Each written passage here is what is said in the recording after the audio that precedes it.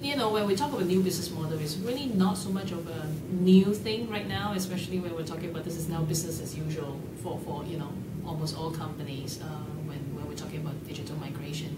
You know, this new business model is really embracing the digital aspect of your business.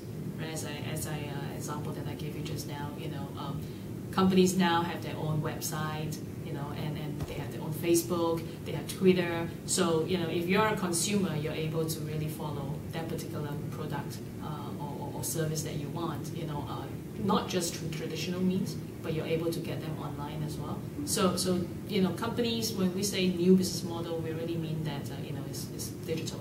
Yeah. I think a good example of that we'd see if we talk about the TV industry in particular.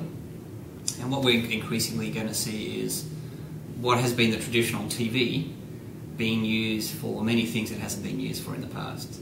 So in the past, that complete lean-back experience is going to be complemented with social on TV, gaming on TV, accessing content online in a TV environment in the lounge room.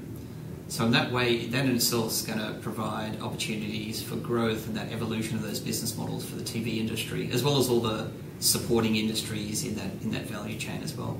The other part of that as well is you'll also see, using once again the example of TV being accessed, or video, let's say, being accessed not just on the TV but in so many different formats as well. And because there is multiple devices that people are going to be using, whether it's tablets, whether it's smartphones, increasingly content producers and developers and everyone once again in that value chain is going to follow the consumer around, and the consumer is mobile now. And so we're going to see what was traditional TV also having some opportunities to actually distribute their content and monetize content through different distribution models, and that is those multiple devices.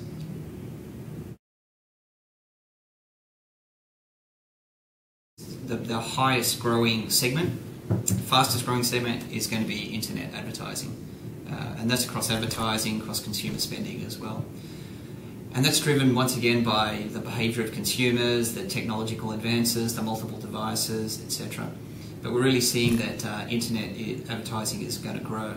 So if you look at a specific market, whether it's Singapore or elsewhere, that doesn't necessarily mean that we're going to see a transition of all traditional advertising dollars onto that online environment. And in fact, there are very different ways of getting the brand out in many cases.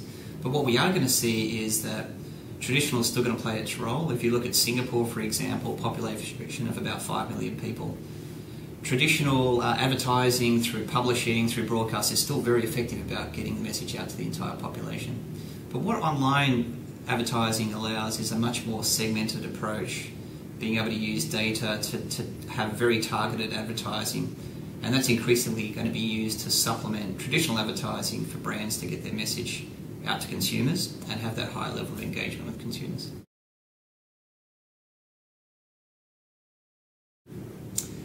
I think if you look at what's unique for Singapore, we see that very much as a mature market.